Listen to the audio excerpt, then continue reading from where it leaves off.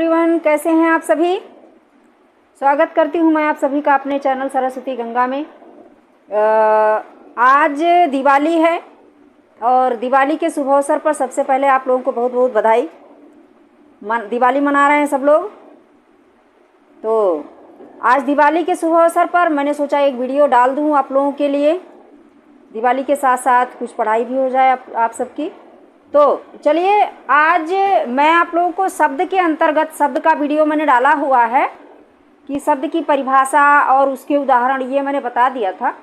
तो उसी के अंतर्गत शब्द के कितने भेद होते हैं वो मैं आज लेकर के आई हूँ। आइए देखते हैं कितने भेद होते हैं। उसके देर न करते हुए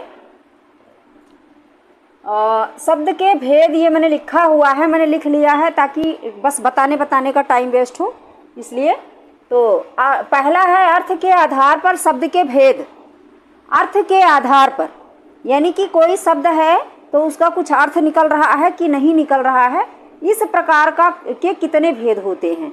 तो वो होते हैं दो भेद होते हैं। पहला होता है सार्थक शब्द और दूसरा होता है निरर्थक शब्द।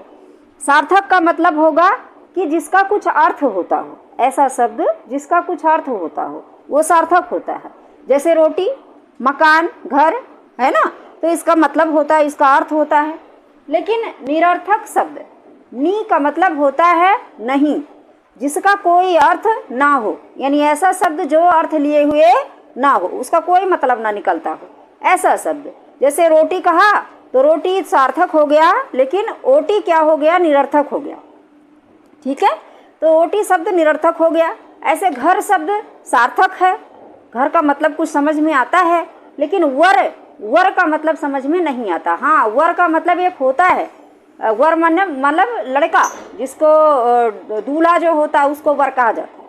ठीक है, लेकिन अभी कहते हैं हम घर वर, तो इस प्रकार से जब हम कहते हैं तो वहाँ वर का मतलब कुछ नहीं होता। ठीक है, तो इस प्रकार से जो अर्थ के आधार पर भेद है वो दो है। पहला है सार्थक शब्द और दूसरा है निरर्थक शब्द। दूसरा है रूप परिवर्तन के आधार पर शब्द के भेद। रूप परिवर्तन के आधार पर शब्द के भेद, रूप परिवर्तन। ठीक है, रूप परिवर्तन का मतलब क्या होता है, जैसे बालक लिखा है तो उसको हम बालकों भी कर सकते हैं, है ना, माने उसका रूप परिवर्तित हो जाता है बालक का। ठीक है, तो ऐसे शब्द कौन कौन से होते हैं। जैसे संज्ञा हो गया, संज्ञा में नाम आता है, नाम हमेशा परिवर्तित हो जाता है। जैसे बालक हो गया तो हम बालकों कह सकते हैं। ठीक है, संज्ञा परिवर्तित हो जाता है और सर्वनाम परिवर्तित हो जाता है। ठीक है, ये विकारी होते हैं। तो ये पहला है विकारी शब्द, दूसरा है अविकारी शब्द। अविकारी का मतलब पहले मैं विकारी बता दूं। संज्ञा, सर्वनाम, क्रिया और विशेषण, ये सभी शब्द जो होते हैं ये विकारी होते हैं। ठीक है, इन्हें परिवर्तित किया जा सकता है। ठीक है, लेकिन जो अविकारी होता है, मतलब कि अविकारी का मतलब जिसका रूप परिवर्तित नहीं किया जा सकता, वे अलग होते हैं। जैसे अव्यय शब्द हो गए। ठीक है, अव्यय के कई भेद होते हैं, हम जब पढ़ेंगे तब बताएंगे। ठीक है, तब समझेंगे उसको। तो अव्यय के कई भेद होते हैं, अव्यय शब्द जितने होते हैं वह अविकारी होते हैं। ठीक है, तो वो हम देख लेंगे। और उसके बाद व्युत्पत्ति के आधार पर, तीसरा भेद है हमारा व्युत्पत्ति के आधार पर शब्द के भेद। व्युत्पत्ति का मतलब क्या होता है कि ये मैंने लिख भी रखा है, मूल शब्द। पहला इसका जो भेद होता है व्युत्पत्ति के आधार पर शब्द के भेद, इसे मैंने लिख भी रखा, देख लीजिए। मूल शब्द और व्युत्पन्न शब्द। मूल शब्द कौन कौन से होते हैं। जैसे हमने रोटी कहा, यह मूल शब्द है। अब हम उसके टुकड़े करेंगे तो उसका कोई अर्थ नहीं निकलेगा। रो अलग कर दो, टी अलग कर दो, कोई अर्थ नहीं निकलेगा। ठीक है ना, लेकिन दोनों को एक में मिला दो तो रोटी शब्द बनता है, जिसका कुछ मतलब होता है, यानी कि हम खाते हैं उसको। ठीक है, तो रोटी का अर्थ समझ में आता है और वह मूल शब्द है किसी वस्तु के लिए जिसको हम खाकर अपनी भूख मिटाते हैं। ठीक है ना, वो शब्द। लेकिन अब ये कह रहा है व्युत्पन्न शब्द। अब व्युत्पन्न शब्द क्या है। व्युत्पन्न का मतलब होता है जैसे संधि युक्त शब्द। संधि, दो शब्दों को मिला करके संधि की जाती है। ठीक है ना, वर्णों को मिलाया जाता है चूंकि, लेकिन अलग अलग शब्द होते हैं, उनको मिला करके एक शब्द बनाया जाता है, उसे व्युत्पन्न शब्द कहा जाता है। ठीक है, या फिर कोई ऐसा शब्द जो दो शब्दों के मेल से तो बना हो, लेकिन वह किसी एक के लिए प्रसिद्ध हो, किसी एक के लिए प्रसिद्ध हो। दो अलग अलग अर्थ देने वाले शब्द मिल करके एक अलग अर्थ देते हैं, उसे जो है योग रूढ़ शब्द कहा जाता है। अब देखिए इसके भेद कितने हुए। व्युत्पत्ति के आधार पर जो है दो भेद हुए। एक मूल शब्द है जो रूढ़ शब्द कहलाता है, दूसरा व्युत्पन्न शब्द है जो यौगिक शब्द या योग रूढ़ शब्द कहलाता है। अब मैंने बता दिया कि मूल शब्द क्या होता है, रूढ़ होता है। किसी एक वस्तु के लिए वह रूढ़ होता है, प्रसिद्ध होता है। रूढ़ माने प्रसिद्ध, यानी कि उस शब्द से उसी वस्तु को ही जाना जाएगा, किसी अन्य वस्तु को नहीं जाना जाएगा। वो मूल शब्द होता है या रूढ़ शब्द होता है, ठीक है। लेकिन यौगिक शब्द क्या होता है, उपसर्ग प्रत्यय और दो शब्दों के मेल से बने हुए होते हैं, यानी जितने संधि युक्त शब्द होते हैं या उपसर्ग प्रत्यय युक्त शब्द होते हैं वो क्या होते हैं, यौगिक शब्द होते हैं, ठीक है। लेकिन योग रूढ़ शब्द क्या होते हैं, योग रूढ़ होते हैं ऐसे ही सिंपल याद कर लो, जो बहुब्रीहि समास के जो उदाहरण होते हैं उन्हें योग रूढ़ शब्द कहा जाता है। जैसे लंबा प्लस उदर, लंबा प्लस उदर, तो उसको जब हम, लंबा का मतलब होता है कि बड़ा, बड़ा, और उदर माने पेट, ठीक है। लेकिन जब हम दोनों को मिलाते हैं तो कहता है लंबोदर। अब लंबोदर किसके लिए प्रसिद्ध है, गणेश भगवान के लिए, ठीक है। ऐसे ही 10 प्लस आनन, तो 10 हैं जो सिर, ये भी तो हम कह सकते हैं। लेकिन 10 सिर है किसके पास, सभी के पास तो नहीं है ना, किसी के पास 10 सिर नहीं है। 10 सिर के लिए प्रसिद्ध था, एक ही व्यक्ति था, वह था रावण। तो दशानन का अर्थ होता है रावण। ऐसे शब्द जो किसी एक व्यक्ति के लिए प्रसिद्ध हो जाए उसे क्या कहते हैं, योग रूढ़ शब्द कहते हैं। वो सामासिक शब्द होते हैं। कौन से शब्द होते हैं, कौन से समास, बहुब्रीहि समास, ठीक है, याद रहेगा। तो ये क्या था, व्युत्पत्ति के आधार पर शब्द के भेद, ठीक है। तो कौन कौन से हैं, मूल शब्द में रूढ़ शब्द आता है और व्युत्पन्न शब्द में यौगिक शब्द और योग रूढ़ शब्द। यौगिक माने जुड़ा हुआ, योग रूढ़ का मतलब होता है कि जुड़ा हुआ तो है ही लेकिन किसी एक के लिए प्रसिद्ध है, ये इसका अर्थ होता है। हम बाद में पढ़ेंगे फिर विस्तार से। चौथा है इसका उत्पत्ति के आधार पर शब्द के भेद। उत्पत्ति के आधार पर, है ना। उत्पत्ति का मतलब क्या होता है, जन्म लेना, उत्पन्न होना अपने आप। अपने आप जब शब्द उत्पन्न होता है तो उसे कहते हैं उत्पत्ति के आधार पर शब्द, उत्पन्न हुआ शब्द, इसको उत्पन्न हुआ शब्द कहते हैं। अपने आप उत्पन्न होता, कहाँ से, देखिए पहला है देशज शब्द। देशज का मतलब क्या होता है, जो देशी हो, देश की हो, जहाँ हम रहते हैं, जहाँ के हम निवासी हैं वहाँ का हो। देशज का मतलब होता है क्षेत्रीय भाषा भाषी से आया हुआ शब्द, ठीक है।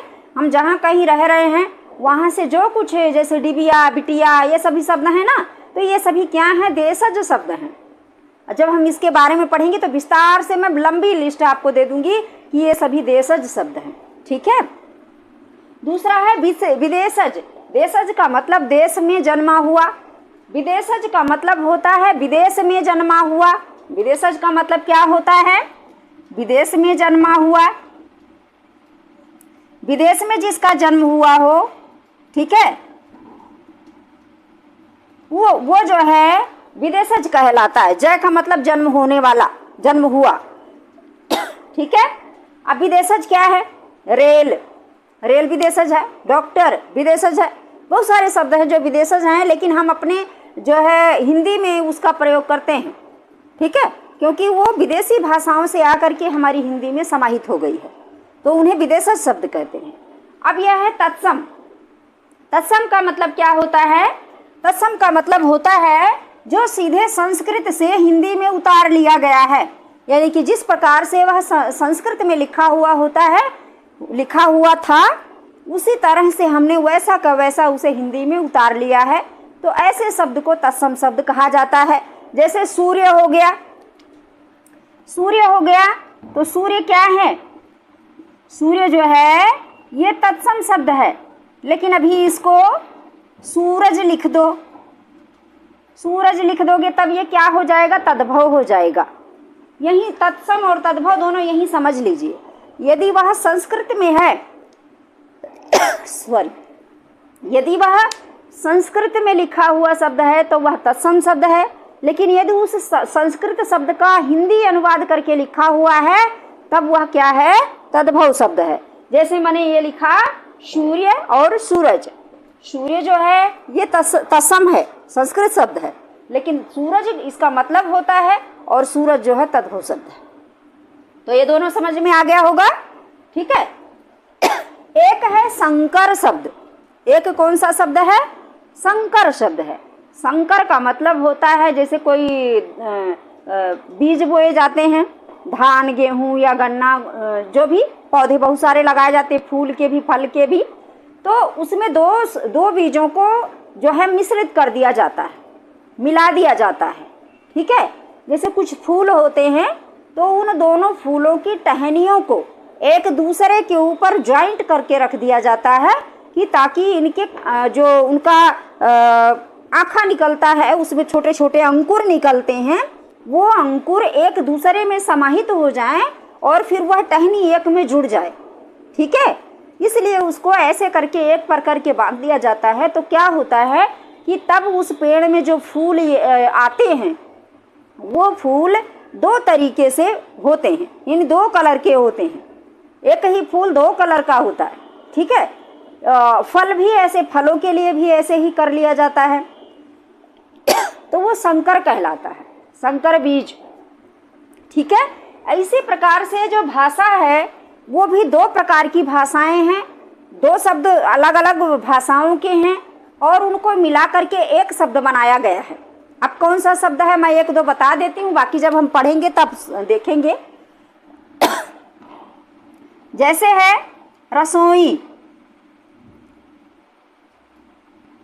रसोई, ठीक है। अब इसी में मिला दो घर। अब रसोई क्या है और घर क्या है। रसोई का मतलब होता है जहाँ खाना बनता है उसको रसोई कहते हैं, ठीक है। ये संस्कृत शब्द है, लेकिन घर क्या है, तद्भव शब्द है, ठीक है।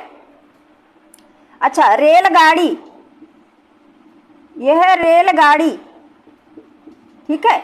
अब रेल क्या है, अंग्रेजी शब्द है, और गाड़ी क्या है, ये अलग दूसरी भाषा का शब्द है, ठीक है।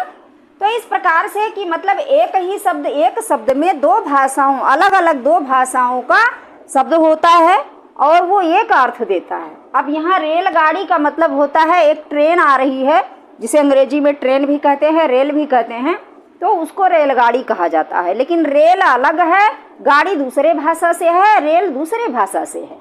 इसी प्रकार रसोई दूसरे भाषा से है, घर दूसरी भाषा से है, ठीक है। तो जहाँ पर कोई एक ऐसा शब्द बनता है जिसका एक अर्थ निकलता है, लेकिन वह दो भाषाओं से मिलकर के अलग अलग अर्थ देने वाले, दो भाषाओं से मिलकर के दो शब्द होते हैं जो मिल करके एक शब्द बनता है और वह जो है अलग अर्थ देता है, कोई अलग अर्थ देता है।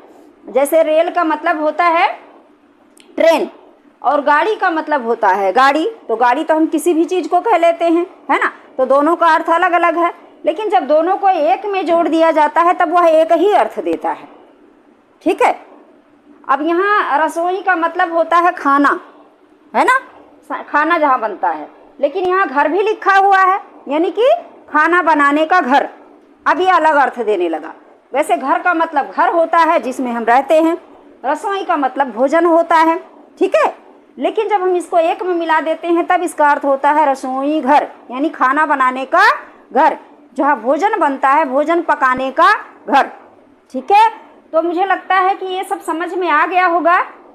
एक बार में सरसरी निगाह से देखते हैं हम लोग कि अर्थ के आधार पर शब्द के भेद। तो इसके दो भेद होते हैं, सार्थक शब्द और निरर्थक। जिसका कुछ अर्थ निकलता है वह सार्थक, जिसका कुछ अर्थ नहीं निकलता वह निरर्थक, ठीक है। रूप परिवर्तन के आधार पर, यानी कि जिसे एक वचन बहुवचन में परिवर्तित किया जा सके, वो जो है रूप परिवर्तित होते हैं। उनके रूप परिवर्तन के आधार पर उनका भेद होता है। तो कितने हैं, विकारी शब्द और अविकारी शब्द, ठीक है। विकारी मतलब जिसका रूप परिवर्तन हो जाए, अविकारी जिसका रूप परिवर्तन ना हो। तीसरा है व्युत्पत्ति के आधार पर शब्द के भेद। तो व्युत्पत्ति के आधार पर शब्द के दो भेद होते हैं, एक तो मूल होता है, ठीक है ना, रूढ़ जिसे कहते हैं। दूसरा व्युत्पन्न शब्द होता है, यानी यौगिक शब्द और योग रूढ़ शब्द, ठीक है। इसे बनावट के आधार पर या रचना के आधार पर भी इसके भेद किए जाते हैं। यानी कि इसको या तो बनावट के आधार पर शब्द के भेद लिख लो, या रचना के आधार पर, या व्युत्पत्ति के आधार पर शब्द के भेद, इसको कुछ भी कहा जा सकता है। परीक्षा में जैसे भी पूछा जाए आप इसको समझ लेना कि यही एक ही बात कही जा रही है। यानी कि इसके लिए 3 प्रकार से पूछा जा सकता है, व्युत्पत्ति के आधार पर शब्द के भेद, या बनावट के आधार पर शब्द के भेद, या रचना के आधार पर शब्द के भेद। बात यही होगी, बाद में जब हम पढ़ेंगे तो पढ़ लेंगे। चौथा है उत्पत्ति के आधार पर शब्द के भेद। मैंने बता दिया, देशज जिसका जन्म देश में हुआ हो, विदेशज जिसका जन्म विदेश से हुआ हो यानी विदेशी भाषाओं से हुआ हो, और तीसरा है तत्सम जो संस्कृत का हो, और तद्भव जो संस्कृत शब्द का हिंदी अनुवाद करके लिखा गया हो वो तद्भव होता है। संकर होता है 2 भाषाओं के मेल से कोई एक शब्द बनना, वो होता है संकर शब्द। ठीक है, जैसे रेलगाड़ी, रसोई घर, इस प्रकार से। अब इसे विस्तार से और ढेर सारे शब्द हम एक एक करके जब पढ़ेंगे तब लेकर आऊँगी। अभी फ़िलहाल इतना ही पढ़ते रहिए, मेहनत से पढ़िए, और आगे का जो वीडियो है मेरा, एक एक वीडियो मैं एक एक टॉपिक पे लेके आऊँगी, उसका इंतज़ार कीजिए। मेहनत से पढ़ते रहिए और शेयर कीजिए, खूब शेयर कीजिए, उन बच्चों के पास पहुँचाइए जिनको इसकी ज़रूरत है। तो मिलते हैं अगले वीडियो में, तब तक के लिए धन्यवाद।